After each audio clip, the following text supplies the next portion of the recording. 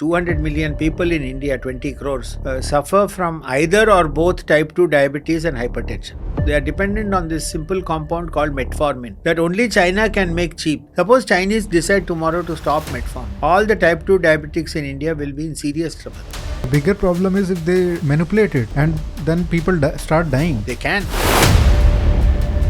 So in one go, they can compromise the health of India and US. They can. This is actually a war scenario that you are describing. It is war, yeah. सरकार में कोई भी नहीं है जो मतलब इसको देख रहा है कि यार ये हम how can we be so stupid? I mean, they don't know what are the 14 rare earths. Politicians and all calling lithium a rare earth. We are called the pharmacy of the world, but 70% of raw material that is needed to make those medicines, it all comes from China. 90% of processing of all these rare earths is controlled by China. To see the number of papers and patents from China on these rare earths, you will find them in the tens of thousands. If you search for papers from India, you will be hard put to find even total 100 papers. That's how bad we are.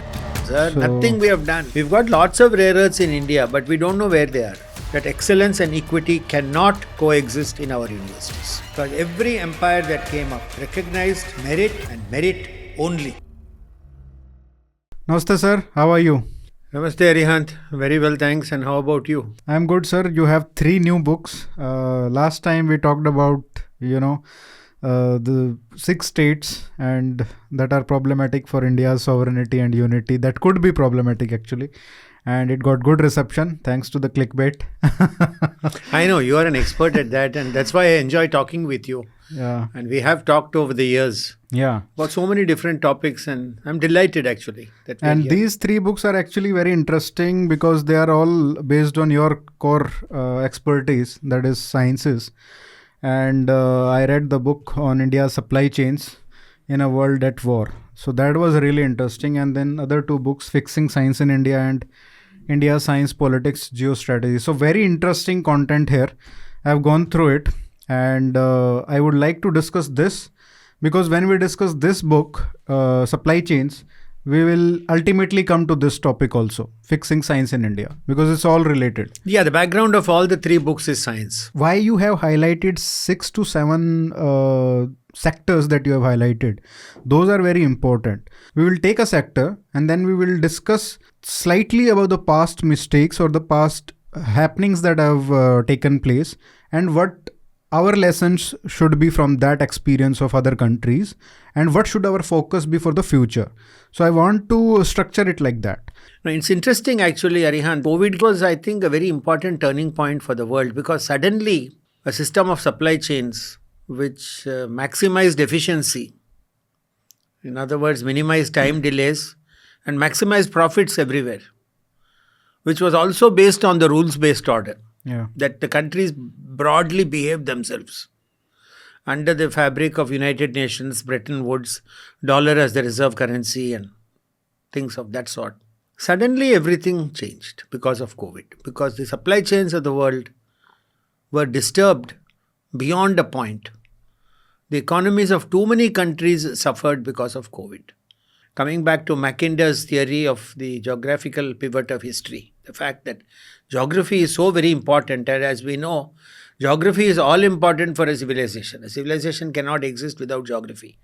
So you find then there will be a natural predominance of Russia, China and India. And then on the other hand, poised against them is the Anglosphere or the Hemisphere, which are the 5 Eyes countries.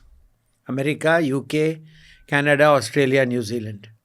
So it'd be interesting to see where the world goes and how these 2 groups will manage their supply chains. Because instead of efficiency now, we have to move to a model of resilience. So in the old days, supply chains was based on the dictum of just in time. Time was considered valuable, and so you wanted to do everything just at the correct time so that profits were maximized. Now it is changed to just in case. You do this, but in the back of your mind, you keep an idea that something may not work out as you are planning. Then what do you do? True. So you see, countries have to now be more and more aware of the other countries surrounding them. Yeah. And above all, the interactions between the 4 empires. Because these 4 empires, if you ask me, the next 25, 50 years, we will not see anybody who is really friendly with anybody else. But on the other hand, we will not see anybody who is really inimical to anybody else. We cannot afford to have friends and we cannot afford to have enemies in the new world.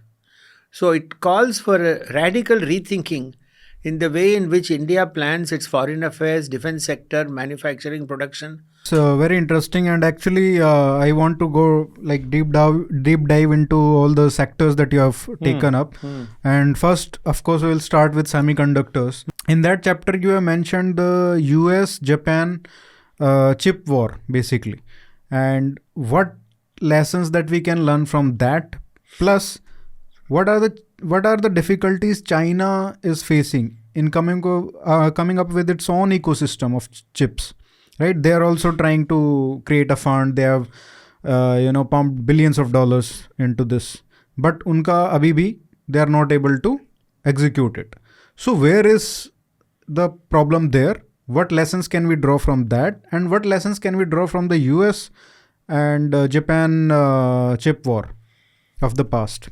The predominant message in our semiconductor chapter is that the US is in a position of great dominance. And any other country enters this sector at the risk of attracting the wrath of the US. Japan tried to do this. We described this in detail. And it almost succeeded at a certain point. And then America then used South Korea to destroy the semiconductor industry in Japan completely. Really? How? Well, they allowed the South Koreans to do much of the dirty work for them. And so Japan quickly lost the technical advantage that it had simply by playing with the market.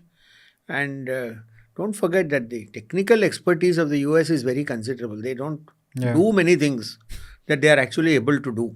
But it was started with Sony, right? In Japan. It was started very cleverly the way that actually America encouraged Japan to get into the semicon business. Oh. We described that also. They, in the fading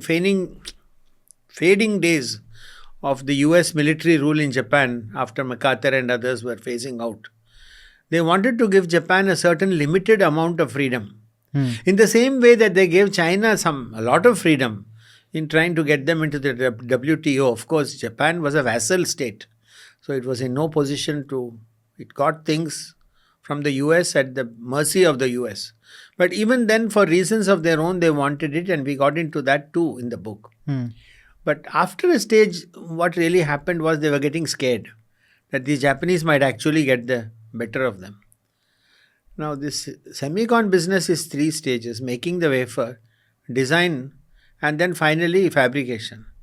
And this is where India comes in. Making wafers is so cheap that no country can really want to get into that too much, nor India. We are experts in the design phase. We're very good at that.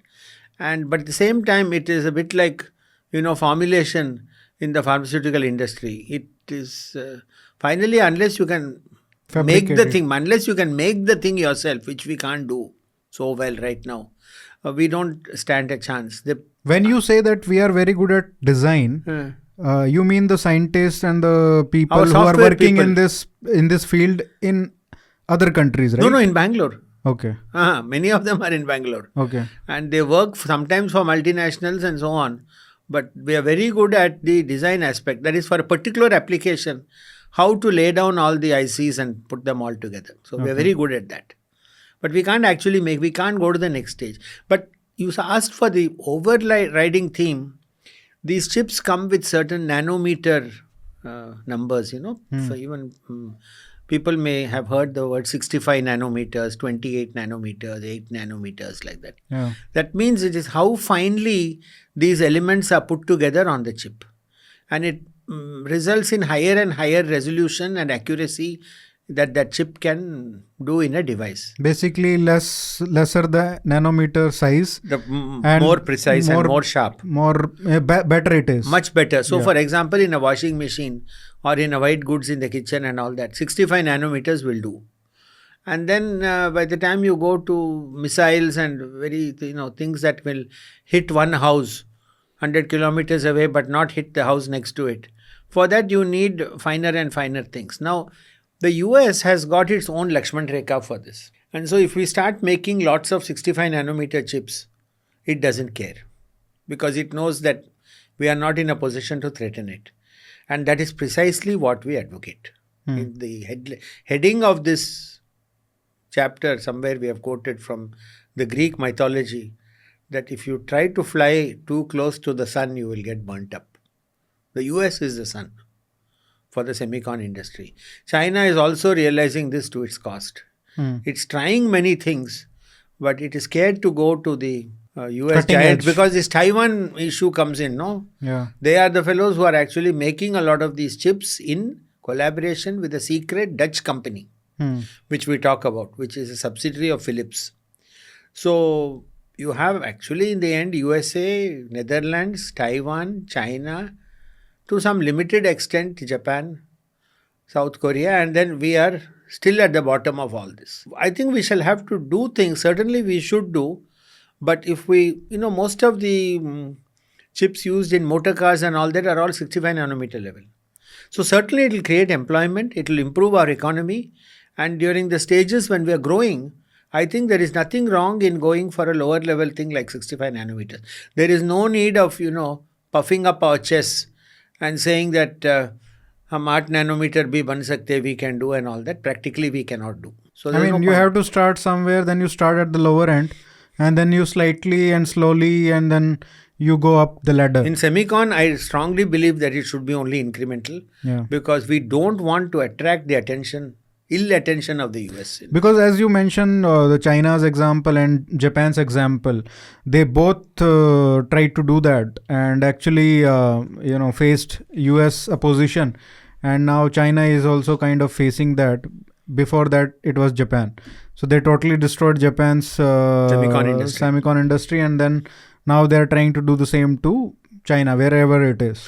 On the other hand, one blocking all the essential ingredients for that, right? One can be little realistic and say that, whatever we talk in public, the US may still not take us very seriously about semicon.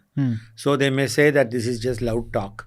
And we may still be below their radar level because I don't believe that we are in any position to offer significant competition in a situation like this today.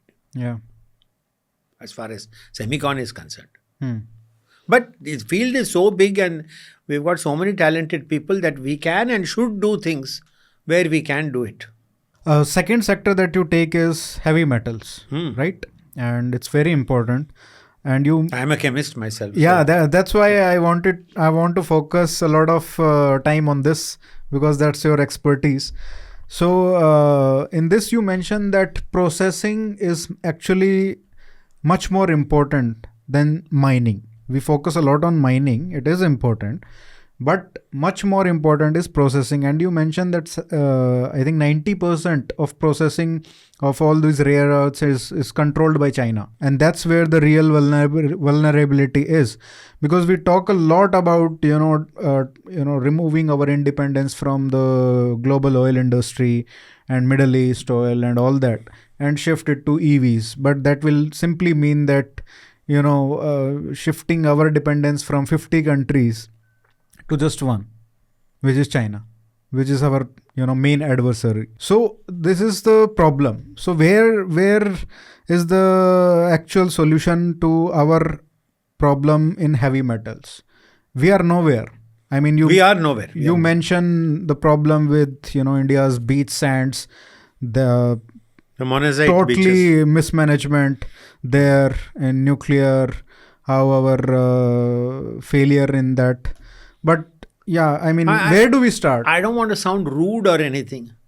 It's the last thing I'd want to be called. But sometimes it looks like some of our government statements and all, we don't even know what a rare earth is. I've seen many people, politicians and all, calling lithium a rare earth, manganese.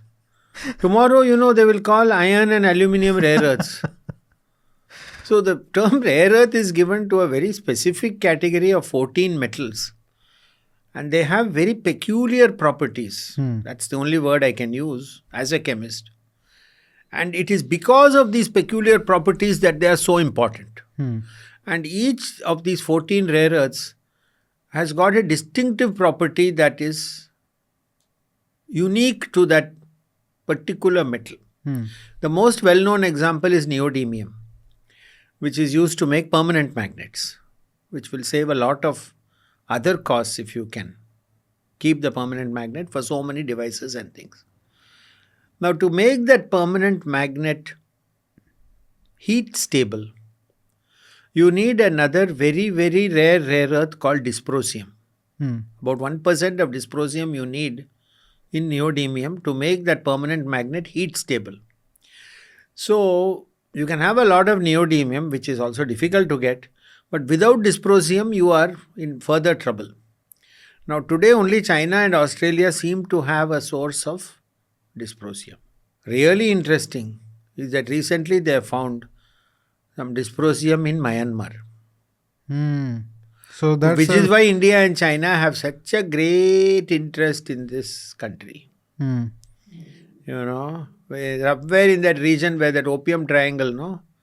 Between Yunnan and our Agartala, that is where all the thing is there. It's not, see, if you get in a plane in Calcutta, you can go to Kunming quite easily. Kunming is closer to Calcutta than Bangalore.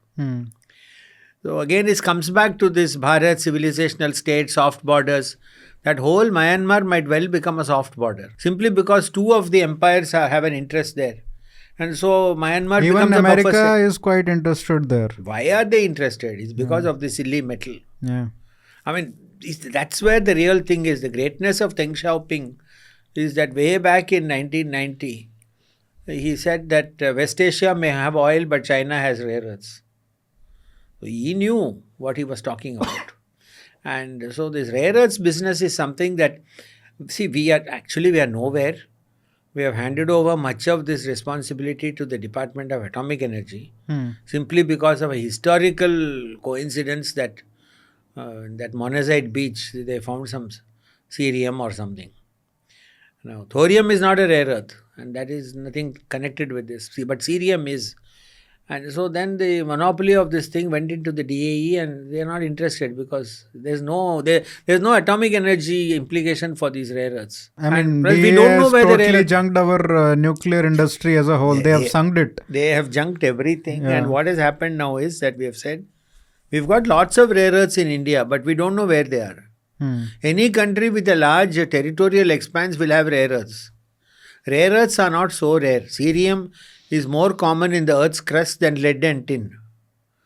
I mean, I think some of our policy people... Is there any project that is actively looking after all these rare earths? Bilkul projects hai. So many committees, so many joint secretaries. No. Committees or wo sab to bakwas hai. No, nothing. Are there any serious attempts? No.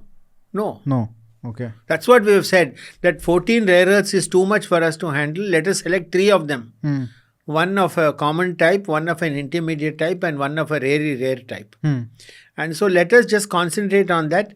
You see, abhi China mein to last 30 years they have been doing bilkul research on these rare earths. If you see the number of papers and patents from China on these rare earths, you will find them in the tens of thousands, if not the hundreds of thousands. If you search for papers from India, you will be hard put to find even total 100 papers. That's how bad we are. It's very, very poor. And that brings me to the second book of Fixing Science in India. Yeah. Why are we so poor at, forget rare earths, pharma, everything. Wherever we go, we are hopeless. No, that's why we'll come to that. Because let's get frustrated first.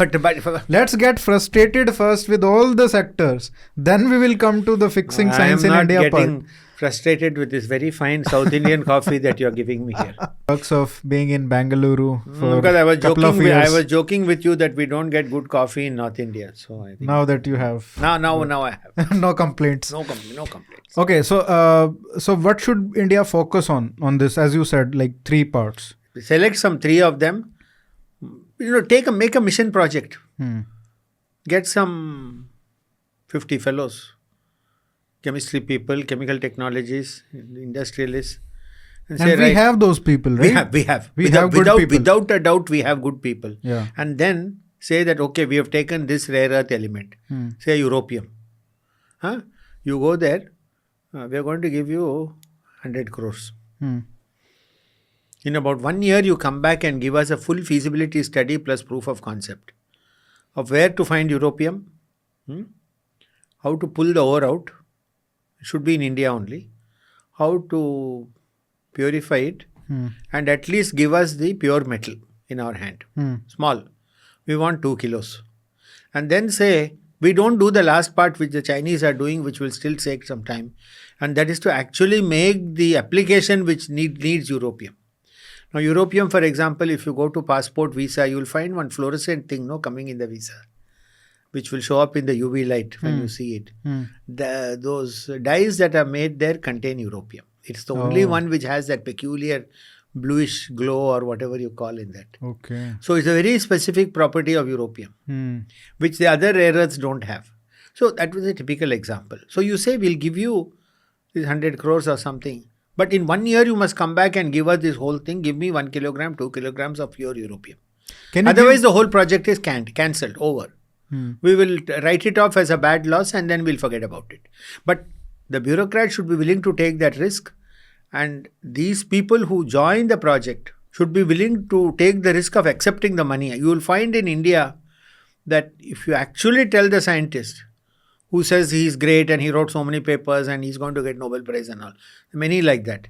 If you tell him, right, I'm giving you 100 crores to give me 2 kilograms of europium, he'll say, no, but you see, there is some problem there. I'll have to go back and see the literature. He's scared to accept the money also. You see, it cuts in all ways, Arihan. And then there's no point saying we are like that only. That excuse will not work. No, I think you will need to find great project managers who are also scientists, because not every scientist can be a great project manager. I think we have so many brilliant scientists. For example, this Kaveri engine project that we had, I was looking at some of the scientists that worked on this project. Correct. Brilliant people. Correct. But I think you need some crazy fellow who is at the head of all this and who can just talk to the Prime Minister directly and tell him what is the problem. And that kind of Dr. authority. Kalam was one such person. I mean, there are He so comes many to mind. people who Because are... I'll tell you, I'll say it flat out. Yeah. Dr. Kalam was not a scientist. Yeah. But he was a very efficient manager of getting a mission project going in a limited time period with very limited facilities. True. So he had so many talents. And actually you need scientists for something. You need others for something else. You need people, and we talk about these various silos in the science book, that scientists, technologists, engineers, entrepreneurs, industrialists, and finally the politicians who will have to transfer some of these things to the public good. So you need many people partially overlapping with each other. And what has happened is that in the case of rare earths, our different silos have remained different. And basically we have not put in enough money into rare earth research. Yeah, I mean, basically nothing we have put in. Nothing we have done, sir. So, nothing we have done. Yeah. Like, we don't even know the names of the rare earths. Yeah. Can you give some examples of all these rare earths that can be really useful for India, for national security or other implications that are very important? Forget some highfalutin stuff. Take the most common one, cerium. Cerium is the 26th most common element in the Earth's crust. Some 20 kilos of that is required for each motor car that is now sold and moving on the roads. It's relatively common, it's cheap, it's easy to get. And the thing about the rare earths, beautiful thing is that the method of extraction of the metal from the ore is practically the same for all these 14. So there is just consists of taking the oxide, which is the earth itself. So what do we do? You put carbon charcoal and burn it, you will get the thing. So do we get cerium from outside? Do we import? Yeah, we import practically everything. What are we doing? Nothing we are doing here. Wouldn't that increase our cost of making the cars and Absolutely, all this absolutely, without a doubt. Firstly, it will increase employment. It will decrease the cost of a motor car. Yeah. And it will help. It will have a domino effect that goes through down the chain. It will help because everybody. Out of all the manufacturing, I think automobile industry is our largest employer of people. Why did they run and said China is stopping the rare earths export to India? Why did Mr. Bajaj and others run to the government? They were panicking that their whole production would stop about 6 months ago. Yeah, because China was not sending the rare earths. China then created some kind of exception for India. Something, whatever. Yeah. But you see, we are living at China's mercy. And China has got such a dominant position now, even the US is getting scared. And they are reactivating, there's a place called Mountain Pass in California. We talk about Mountain Pass. Mountain Pass is unique in the sense that all the 14 rare earths are found in that same place. So the US exported that whole business of extraction to China because they didn't want all the pollution that is inherent in this thing.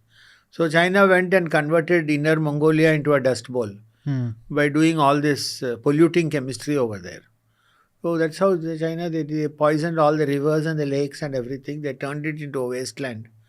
But then they came into China has got big land area where it can do all this. But you can do it in deep sea also, right? Deep sea mining is also possible. The deep sea you can do to pull the ore out, not to do the processing. Processing is separate, but we have to first mine it, right? You have to. The Chinese are doing things like that. Deep sea. They are buying islands off the Maldives. Yeah. They are just buying the island outright. So, we have advanced ये सब strategy में बहुत advanced है China. We have such a huge cost, and we are not even taking benefit of it. Now let's move to pharma. Same problem. I think 70. We are called the pharmacy of the world, but 70% of our APIs, they basically the material, raw material that is needed to make those medicines, it all comes from China. 70%. If they stop it, we are doomed. We are no longer the pharmacy of the world. No, all we do is formulate. Yeah. The medicine that the drug API, which you call active pharmaceutical ingredient. And that actually is such a big problem for our own domestic industry. There's a simple dictum. Here again, I'm in the field. Yeah.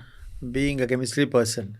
There is something called making the active pharmaceutical ingredient, which is like if you take aspirin, that compound called acetyl salicylic acid.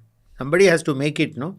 So that is the manufacture. Then somebody has to formulate it. That means make it into a tablet or make it into an injection or make it into an ointment or something like that. That is called formulation. Now, China is making the drugs. India is formulating. Now, any healthy pharmaceutical industry country will be devoting 75% of its money to making and 25% to formulation. In India, it is reversed. We are devoting only 25% to making and 75% to formulation. So this is the same problem that we call in manufacturing screwdriverigry. Basically import all the stuff that is already made and usko bas jod do yahan pe. And then we say we are pharmacy. And then you say make in India. That is the problem. The only saving grace is that these things that we formulate, the US wants to buy. Because all their healthcare programs will collapse if they try to make it themselves. So China makes, India formulates, US consumes. So this is the supply chain. Yeah. So abhi dekhiye, you have these three countries which basically dislike each other at the bottom line. All are forced to come together because of this. All will lose if this supply chain gets disturbed. But any country can also disturb. Suppose India says for some reason, we don't want to import from China. Or suppose India says, no, we don't want to export to America. We'll send it to Africa, where they need it and we will sell it cheap. Suppose we say like that, then everybody is affected. So, to some extent, each of these three countries has to behave itself with pharma. And this illustrates another point which this supply chain book brings out. You can be friend with one country for one product, but you can be adversarial with that same country for another product at the same time. And countries understand and recognize this. That's why this dictum that there are no friends and no enemies is never more truthful than in the present era. And you mention a very important point of Chinese trying to do chemical warfare on India. So what is that? I want you to explain it to the people that what is happening on that front. You see, nature plays a trick on us. Many of these medicines, they exist in different crystal forms that are called polymorphs. And the medicines are taken in a solid form, no? Generally in a tablet or ointment or something. Yeah. So what happens is that these crystal forms, which is based on a subject called crystal engineering, which is what I do, each crystal form has a different medicinal effect. So one crystal form can have one effect, another crystal form may have lesser effect for the simple reason that it is not so soluble. When you take a tablet, It first has to dissolve in your system, no, to get absorbed. Suppose that solubility itself is poor, then it won't get absorbed easily. So if you have two crystal forms, one which dissolves easily and one which doesn't dissolve easily, very often in the industry, for reasons which are not quite known, you get the so-called incorrect polymorph. Say in the China factory, you will get a polymorph that is not very soluble. That is practically useless for the Chinese.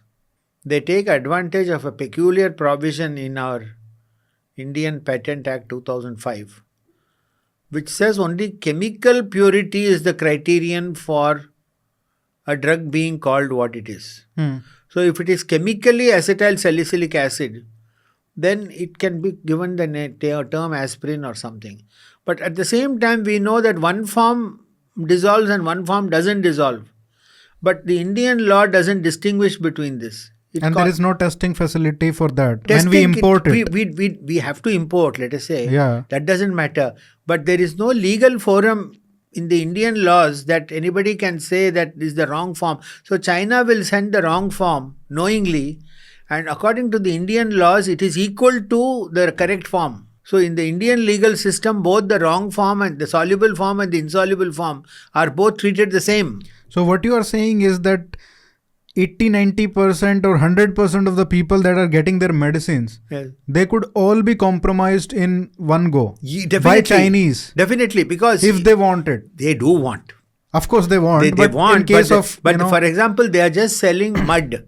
For example, they are selling mud for some low price. And you might have heard even in common conversation that I took this tablet that the doctor recommended, it had no effect. Yeah. This kind of thing is quite common. Yeah. That's why when you go to the medicine shop to buy, you must always buy from a standard manufacturer. Some XYZ company which came yesterday, if you go, let us take any common medicine, like paracetamol or something. Have you seen the wide range of prices for that same paracetamol? Why these differences in prices if it is the same medicine? Have you ever bothered to find out? Cabbage pharma, cauliflower pharma, let us call them. Yeah. So many unknown things. They may be selling it for half the price. And the gullible public may buy saying, cheap and best. But actually they are just ingesting mud and hoping it will have a medicinal effect. You see, many of these things are going on, and probably even without the knowledge of the authorities. And because according to the Indian law, we cannot distinguish between these. No. I mean, they can sell us anything tomorrow. And just because it is chemically pure, how harmful can it be? I am asking like, mud to theek hai, wo to chalo I'm just using it as I mean, kuch negative bhi effect ho sakta hai. Silica gel, talc, something, I mean, negative bhi ho raha hai. Can it be really harmful for us? Yes, for example, the famous thalidomide story. What is it? Thalidomide was a sort of a medicine that was given in the 1960s in Europe to prevent stress and anxiety among pregnant women. Now, thalidomide exists in two forms. These are not exactly like polymorphs, but let us say they are two different forms of the same molecule, without giving a complicated thing to confuse the general public. The form that was supposed to do the tranquilizer was correct, it was doing the job, but the closely related form caused the babies who were born to be severely malformed without limbs and all. So they were called thalidomide babies. They were otherwise healthy, but instead of arms and legs, they will just have small stumps. So this created a huge, scandal. And then all the forms of thalidomide were then removed from the market. So, I mean, you can have, disastrous consequences in molecules and crystals that are very, very slightly different. Only a scientist can appreciate all these things. This is where the great importance of having reasonable scientific thinking coming into our policy making. And this is actually a war scenario that you are describing. It is war, yeah. Tomorrow, if they want... Today, my conservative estimate is 200 million people in India, 20 crores, suffer from either or both type 2 diabetes and hypertension. Yeah. So, literally, that diabetic fellows, they are dependent on this simple compound called metformin. That only China can make cheap. We had a process to make metformin cheap when? 1940 mein. We abandoned the whole thing. We described that too. Hmm. Because metformin needs limestone, of which they found a major amount in Bihar and all, they were doing it there. If we were doing it cheap, तो सब know-how सब डूब गया. Why? That's all we forgot. Some old stuff. Who cares about all that? Hmm. Let us do some modern thing. Let us go like America or something. We were actually doing certain things properly. Hmm. सब छोड़ दिया. सब छोड़ दिया. Now we can't make metformin. Nothing Chinese make, and then suppose Chinese decide tomorrow to stop metformin. All the type 2 diabetics in India will be in serious trouble. I think the bigger problem is if they manipulate it, the drug, They do. and then people start dying, Yeah. or have some serious health crisis They can. If they don't, it's because of some other reason or something. just because the world is doing fine. There is like They don't care about the world. Maybe we've got something else on them.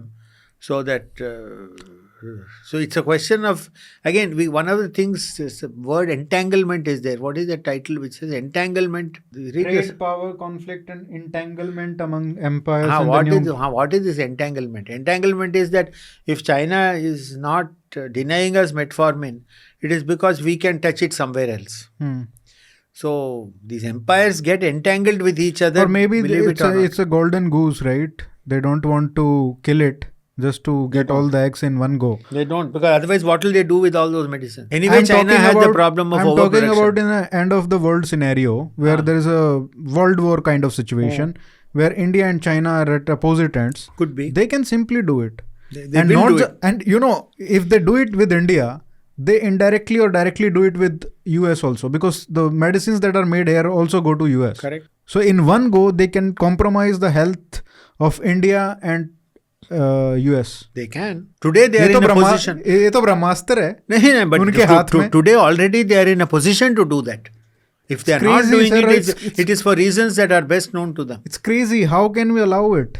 किसी में भी सरकार में कोई भी नहीं है जो मतलब इसको देख रहा है कि यार ये हम how can we be so stupid? Frankly, I don't believe there is anybody in Sarkar who is even aware of the medium term implications of all this. Forget long term. Even medium term, they don't. I mean, they don't know what are the 14 rare earths. They are calling lithium a rare earth again and again and again. I'm at the point of weariness now. अभी lithium मिला रियासी में, lithium मिला मंडिया district में. Again and again I see this, the lithium. Lithium is a very common element. It's because of this batteries, rechargeable batteries, that lithium. And even there we have written that lithium without cobalt is useless. And cobalt is only in Congo? Cobalt is found only in the Democratic Republic of Congo. Then you have it. That's the whole position right now. And who controls the market there?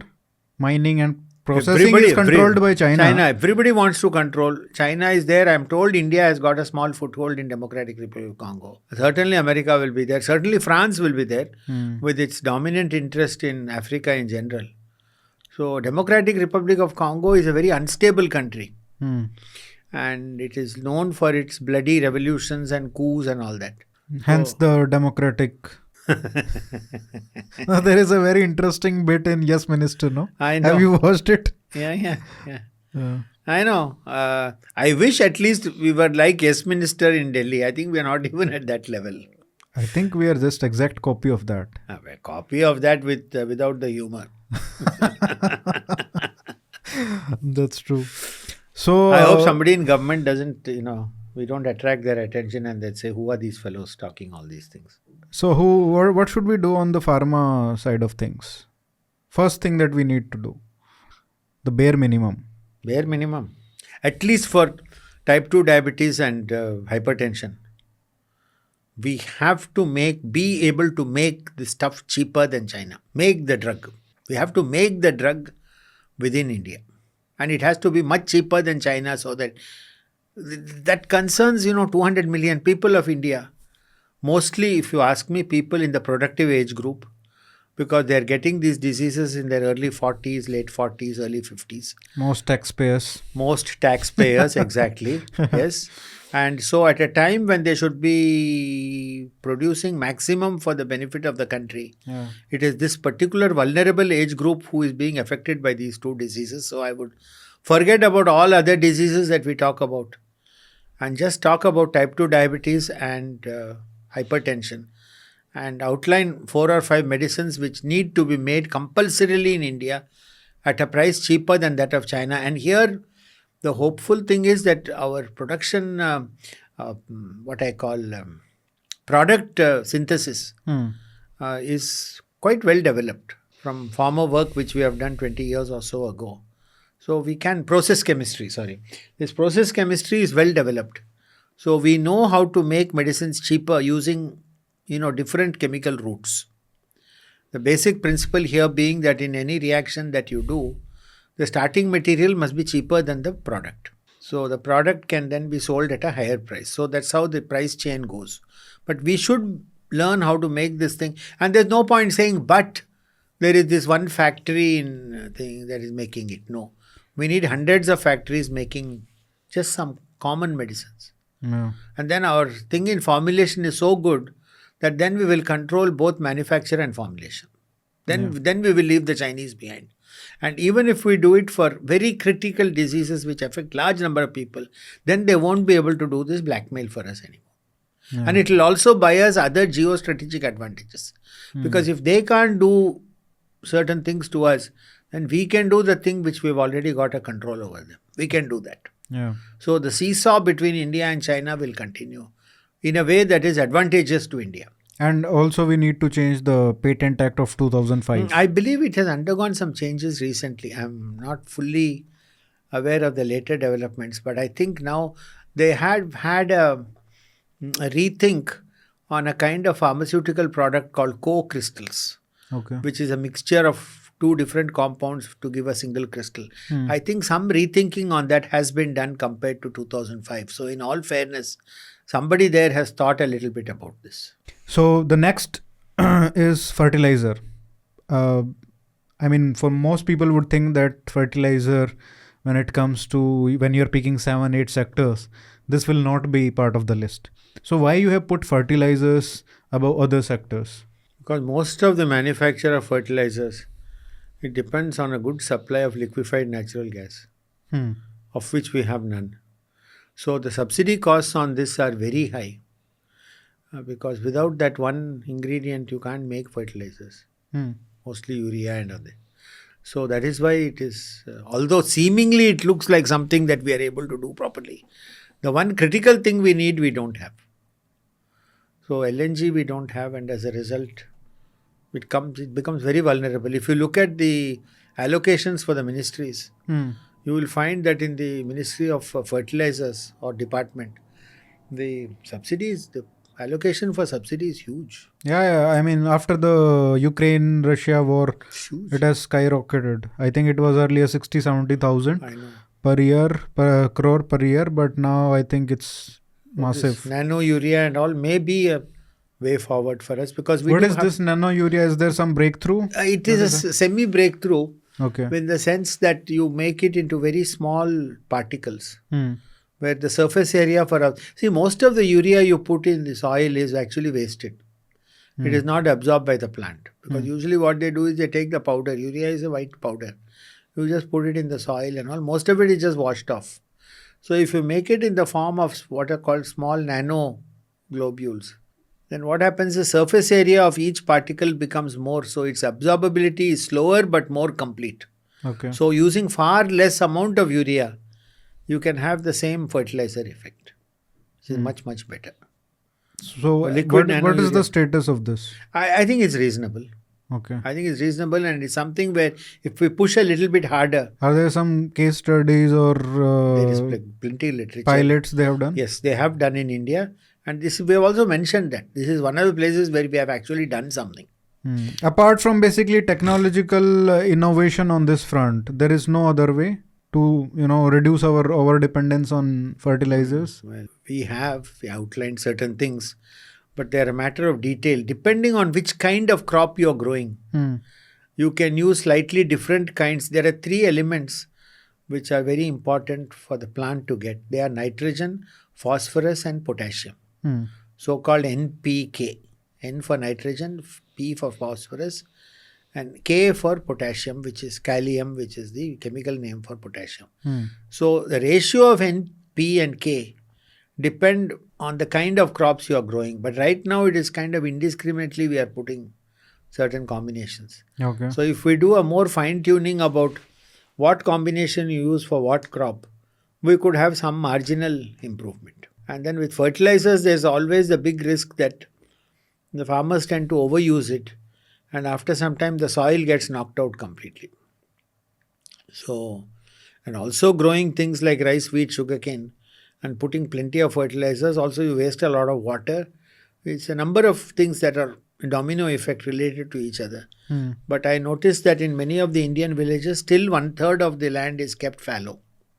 They're still doing that. And sometimes in the off season, they grow vegetables and stuff like that. So one must very carefully monitor. But with all the controversy with the farm laws and all that, and the great premium on growing rice and wheat, which actually we do not need for a healthy diet.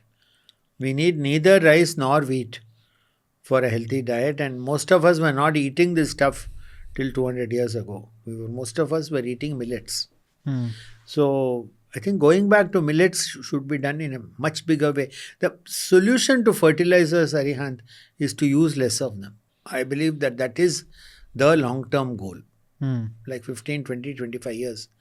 We should use a lot less fertilizer. We should be eating a lot more millet. So one way is that, and another is of course technological innovation on, for example, nano fertilizers. It will reduce the cost also. And True. It has to be a via media. Yeah. It cannot be all or nothing. True. Right now what we are doing is, in the name of organic thing, we are selling things of maybe questionable quality at very high prices. True.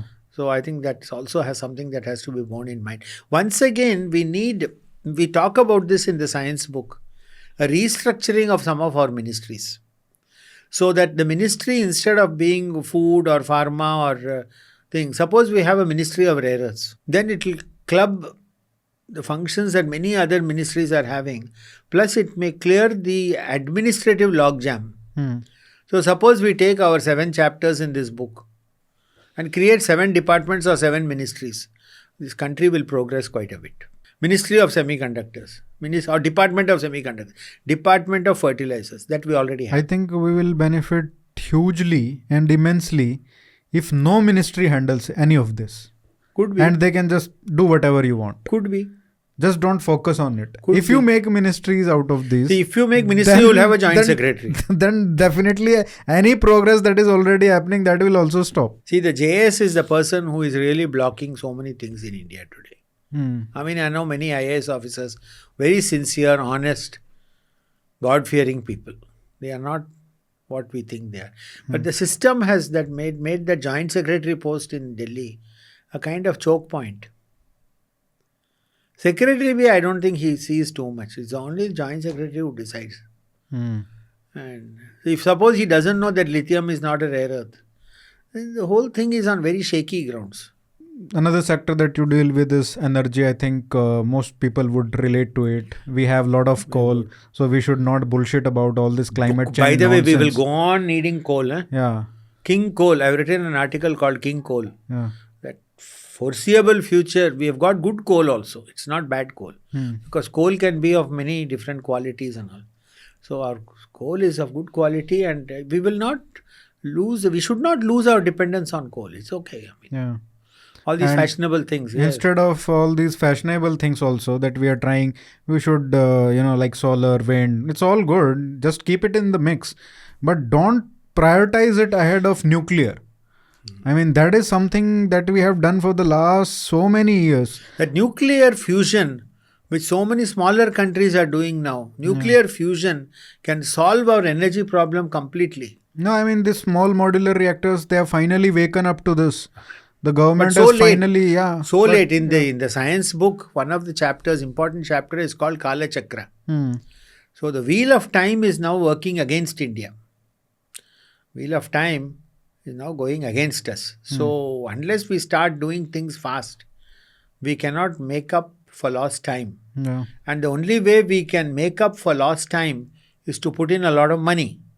Because time and money are the same thing. And money in right places. Not wasting. Yeah, Wrong just like solar pay or wo sab. But yeah, I mean, this is nuclear is something that we have to go all in if we need to, secure our energy needs. Because the next topic that you take up, AI and compute, that is also highly, highly energy dependent. Of course. I mean, there is. AI needs so much energy. Yeah. Even the US is finding that problem now. And because of that energy, you need copper wires. Then where are you going to get all this copper from? See, each one leads to the next problem. Yeah. And all of them are of a scientific nature. So there is no point saying that scientists should not talk about this and scientists should not talk about that. We are the only fellows who know the technical details and difficulties involved in all this. And this is where people like the Department of Science and Technology are failing miserably. Because instead of giving some hard facts to the Who minister... Who is the Minister of the Science and Technology? This was a gentleman from Mr. Jitendra Singh, I think. Oh, okay. Then we have got this principal scientific advisor. We talk about the role of principal scientific advisor in the science book. And we say that this post is redundant and it should be scrapped. What is their role? Do they even get to meet the Prime Minister after their appointment? So. I don't think so. I mean, I was talking to one, economist who was part of the Prime Minister Economic Advisory Council, and he had never met the Prime Minister. They won't meet. No, they won't meet. This is crazy. I mean, they're just sinecures. No, for the Prime Minister, for example, is the president of what is called the Society of the Council of Scientific and Industrial Research, CSIR. Yeah. He meets them once a year for a ritual half-an-hour meeting. They take a group photograph and then that's it.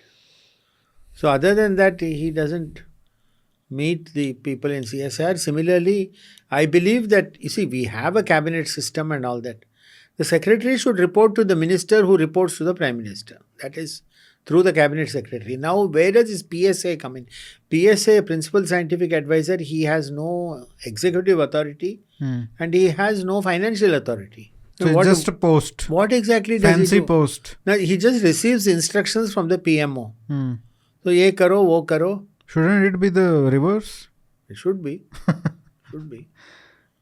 So, you have a person, and for many years, we had two people do different PSAs. We had two principal scientific advisors. One was called Scientific Advisory Committee to Prime Minister, and one was called Scientific Advisor to the Cabinet. Okay. Now, we talk about that also in the science book. Now, why did we need two fellows like that? Who probably never talked to each other or didn't even know what the other fellow is doing. Maybe they need to give job to two people. Maybe. This is another problem. Yeah. Everybody is Chiranjeevi. Yeah. They want to stay on and say each year we did better than the previous year. So how do they do it unless they have a job in Delhi, free car, free house, free phone, free food. So all these 4 frees they keep going. Yeah. So ये तो सब Delhi culture है. So that's what people want. Yeah. And so that's where the system, Kala Chakra, it's going against us now. That is what our science book really talks about. And I mean, we don't have any big strategy on energy or AI, and definitely not on the last aspect of the last sector that you have picked, space. Space exploration. No. I mean, you talk about, how to reform ISRO, restructure ISRO. Yeah. And create a new department of space exploration. Correct. But I don't see anything like what is your take on that? We should be doing that. I mean, how important is this space exploration? It's hugely important because Americans are doing. You talked about 4 empires: Americans, Chinese, Russians. Do you know? And us. Do you know that the distribution of the rare earth elements, which are vital on the surface of the moon, are very different from the composition of the rare earths in the Earth's crust? For the simple reason that the force of gravity on the moon is 1/6 that of the force of gravity on the Earth. So what rare earths we got in different parts of the world depended on the gravity pull when some of the molten masses in the earth was cooling and all that. And so that was happening in a different rate in the earth and moon because the gravity pull is different. So the distribution of rare earths, because it is in those stages that the nuclear reactions are taking place that are causing these rare earths to form in the first place. Hmm. The only way the element can be formed is through some original primeval nuclear reaction. So those different reactions were happening on the moon. So something like dysprosium, which is quite rare on the earth, could be quite common on the moon. Then But we don't know yet. only Americans may know. We don't know. Because We don't अब से explore ही नहीं करोगे तो क्या पता कैसे चलेगा? You know, we have something where the fellow is there, then the mission fails, then he starts crying, and everybody says he's a hero because he cried.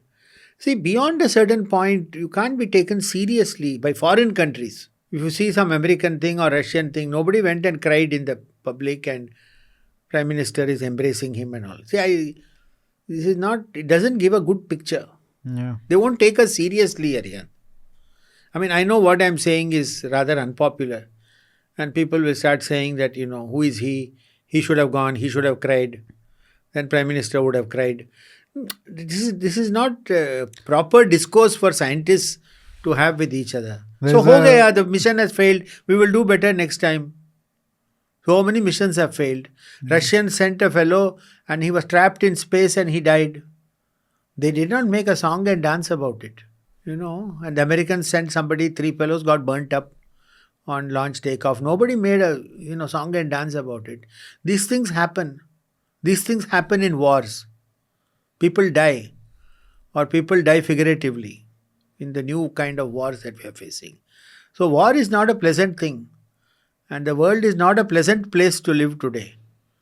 So it is in this background that I think my 3 books should be considered. So how do we, like in all these sectors that you have mentioned, whether it is semiconductors, heavy metals, energy, AI, space exploration, I think the biggest foundational aspect is brilliant minds that we need. First of all, this is where we need to invest.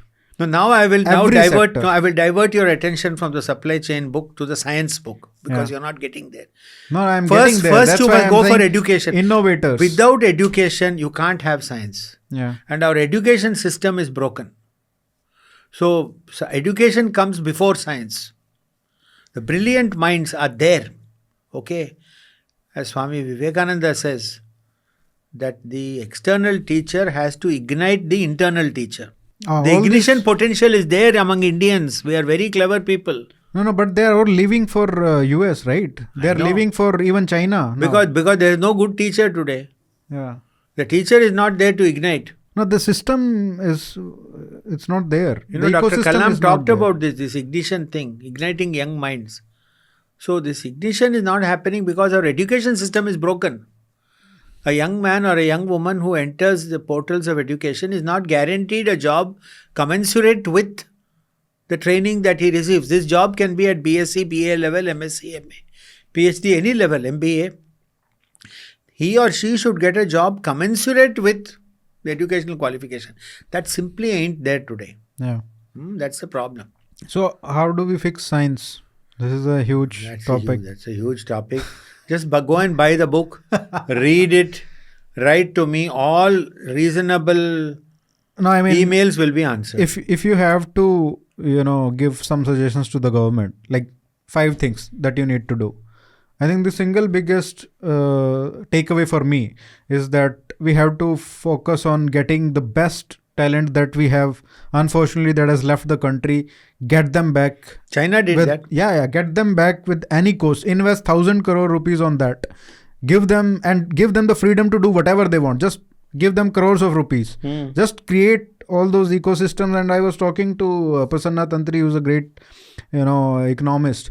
And he was telling me that, instead of all these PLIs that we are spending money on, you can't force industries to, get created with all these subsidies.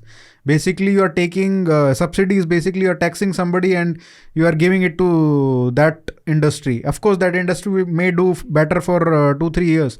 But how do you create an ecosystem? You have to, focus on incentivizing brilliant people to do innovation. That is the only way forward for us for 8-10% growth.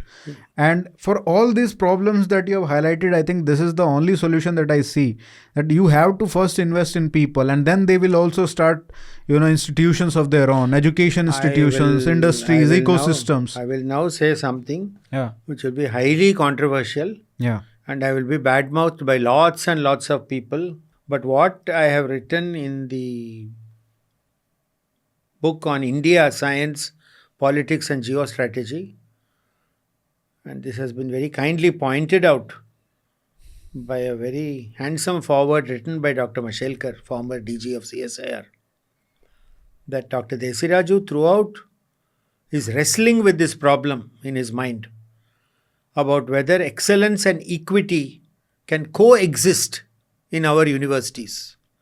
And today I am very sure, I am 100% sure that excellence and equity cannot coexist in our universities. And if they cannot, as long as we go behind this equity thing, we cannot produce great minds, brilliant minds.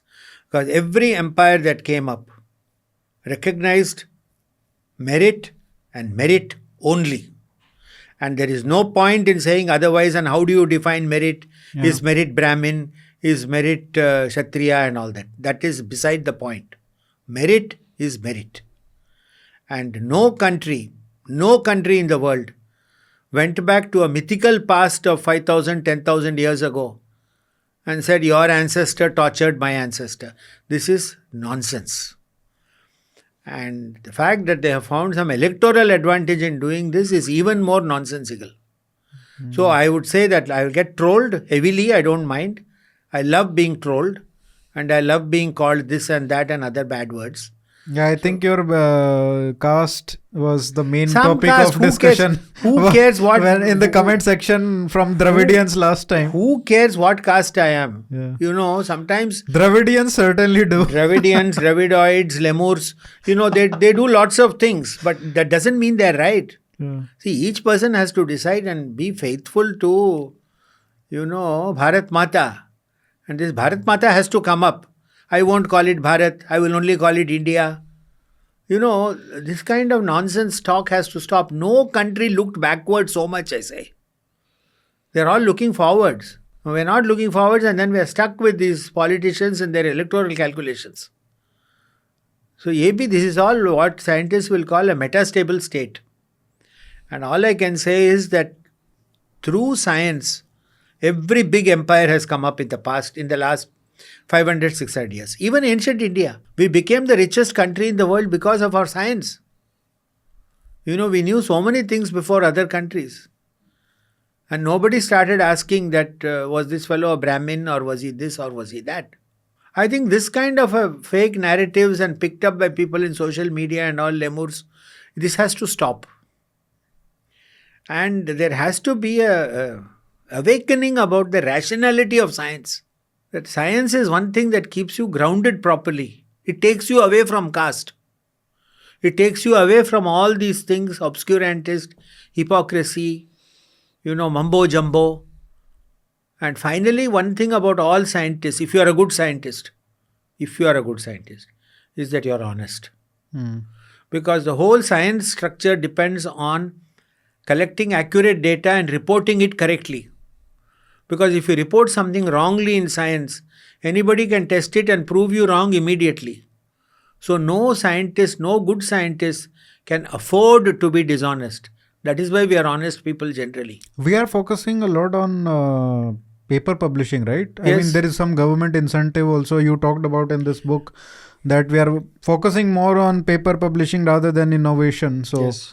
That is unfortunate, but just we want to improve our record of papers. If you publish good papers, the innovations will flow naturally. Yeah. If you try to publish junk papers in the name of publishing 3 papers as required by UGC, then junk will beget junk. Yeah. Once you start with junk will only increase. I'm sorry to say, many of the things I'm saying here, many of your viewers will not like. But in the end, I couldn't care less. Because scientists have So to what speak to do, up. sir? Tell me something that if fortunately, if this reaches the Prime Minister's office, what should be the takeaway? It must have reached the Prime Minister's office, but he won't look at me. I mean, something we don't know. If some OSD is telling him something, I don't know. I don't know how it works. I don't know, yeah. I don't really know how it works because it's very, very opaque. Sometimes it works, I don't know. Sometimes it doesn't. I have no idea. And I don't normally interfere in procedures and things which I don't know. What if about. somebody has to tell him something, what to do? We clean up the education system. Better stop all this nonsense quickly. We need reservations, yes, but you need it at the lower levels, where there is a real problem among socially disadvantaged people to even go to school. Stop this creamy layer business. I don't know why they continue with creamy layer for so long. A person who is an IAS officer or an IFS officer who is from SC, ST, the children and grandchildren continue to become IAS and IFS officers using reservations. Is this fair? I mean, I'm asking you, really. No, of course. Don't they have a moral conscience when I they think take this? my view on this has also changed a lot in the last 5 to 10 years. Because, I mean, earlier when you go through all those, when you come into 12th class and then you go through all those competitive exams, you feel that, this is so unfair. That just because you are born in this or that caste, you are either advantage or disadvantage. And then you start hating that system. Then, that you read some books and you try to understand their perspective, and then you try to look the world from their views and, all the social justice mumbo jumbo. And then you think that, okay, I mean, there is some sense is there if we try to do some it is definitely equity. there. But, on the last 10 years, I have completely come to realize that unless we totally go on the merit route, there is no salvaging of this country. There is no, we are just going to go from bad to worse. And it's just, we are slowly but steadily moving towards balkanization of India. Correct. Because more and more identity politics that we are doing, we are pushing ourselves towards. This is a recipe for disaster. Which is why in one of my earlier books, I have said we must seriously reconsider the Westminster system and first past the post. We should move towards some form of proportional representation. Otherwise, which many countries have done. First past the post is simply unsuited for our country. No, I mean, that I think we should move to, say, presidential US kind of system. Could be. But that proportional is the recipe for bigger disaster, as we discussed last time. I don't know. But anyway. But presidential system is worth it, which I have talked about in my Bharat. Anyway, it is presidential only. People are not voting for BJP, they are voting for Modi. Correct. They are not voting for Congress, they are voting for Rahul or Kejriwal or Mamta or whatever. So anyway, we should move. Then why don't you officialize it? I don't know. Have an official election between Modi and Rahul Gandhi. I don't know what is the problem. Let the country decide. Yeah. We get what we deserve and we get what we vote for. Yeah. I mean, we are still a democracy. And we love all these personalities, right? We don't care about all these systems. We just love personalities. We loved Nehru when he was Prime Minister. We loved Indira when she was the Prime Minister. Even for a short period, there was love affair with Rajiv. And so many people. I mean, Vajpayee. We are a very emotional lot. Yeah, I mean, we are very much, we love hero worshipping people. So why India, not just create a system that is, that is favorable to hero worship? So presidential system is very actually. How about even one step last provocative thing which I'll say. Let's go back to a monarchy. No, let's not go there. Let's not go there. I was being provocative. Yeah. I mean, hereditary monarchy. No. King so-and-so, Duke so-and-so, No, that is not happening. So let's stick to the one that I agree fully with you. No, I tell you something. Yeah. I'm only saying this because I'm in a good mood, having enjoyed myself so much talking to you today. Thank you, sir. It's always a pleasure. Thank you so much.